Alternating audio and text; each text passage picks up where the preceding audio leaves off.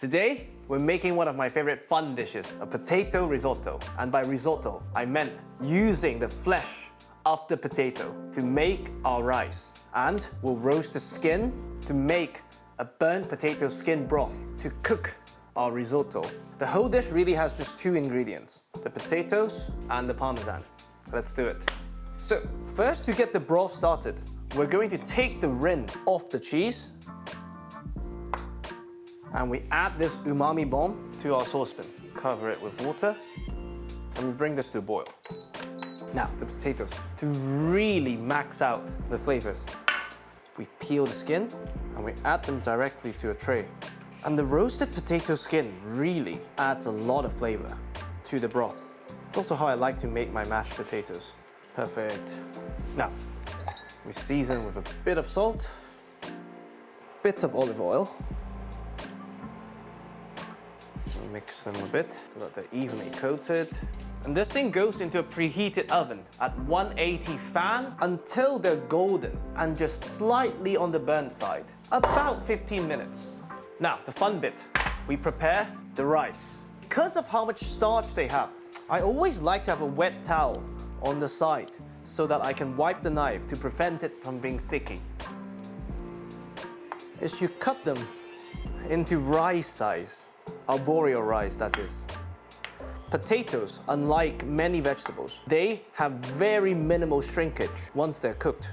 So the size you cut them in will be the size of the final product. So first we have matchsticks, relatively thick ones.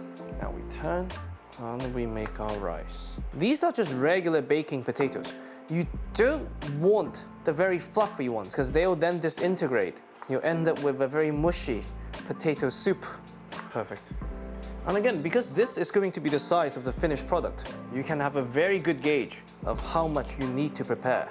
It's very important that you don't soak them because you want to keep as much starch as possible to thicken the risotto, to achieve that risotto-like consistency. Even if they oxidize by a tiny bit, it's absolutely okay. The first time I had this dish was at Tom Carriage's pub called the Hand and Flowers in Marlow. I just thought it was incredible. All right, I think this is a very decent portion for one person, so we'll save the potatoes. Now we check on the potato skin. Brilliant. So as you can see, they're slightly burned. So this is perfect. And they've taken on the brown potato flavors, like the crisps. So now, we add them to the saucepan. And we leave it to simmer while we cook our risotto. Medium heat. And we mince half a shallot, just for a bit of sweetness and complexity. And you really want to mince it, because this is, after all, a single ingredient looking dish. You don't want to ruin it with detectable shallots. Perfect. Now, olive oil in the pot. And we first add the shallots to sweat, cooking them without color, evaporating their water content to concentrate their flavors, the sweetness. Now, we season with salt, and this will also help the moisture release. You can also add a bit of minced garlic at this point if you want. Now, once the shallot is translucent and you can smell the harshness is fully gone, we add the potatoes.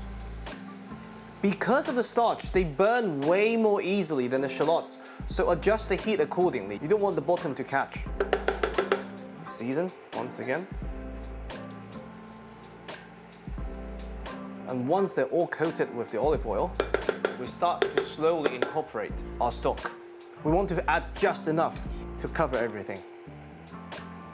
Now, we move them around just like a risotto for the potato to release their starch. And we keep topping this up with the burnt potato skin broth. You want to get to a point where the potato is almost mushy on the outside, but still has a bite on the inside, the potato equivalent of al dente. And you keep working it the whole way through to maximize the release of starch. By the way, if you're out of stock, just keep topping this up with hot water to get the most out of the skin. Now we have this almost porridge-like consistency. Now, once you're happy with the texture of the potato, we lower the heat a bit and we introduce our two umami ingredients. First up, a very small dash of soy sauce. This is full of umami. It'll bring that amazing savory taste to the risotto, but not too much, just not to ruin the color. As you can see, you can barely detect the color change. Second umami ingredient, which we've already introduced to the broth, the Parmesan. Aged cheese is full of umami, monosodium glutamate. That would give so much flavor to the dish. And this will also become our binding agent to provide the dish with the texture you normally associate with a real risotto. So be very generous. Work the cheese in.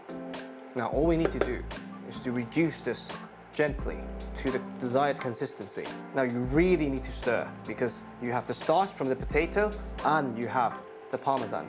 Both burn easily. For me, the perfect consistency is when you draw a canal. It takes a tiny bit of time for them to come back. So we're almost there. And that's it. Stove off. Now we can plate. It's so creamy. It's incredible.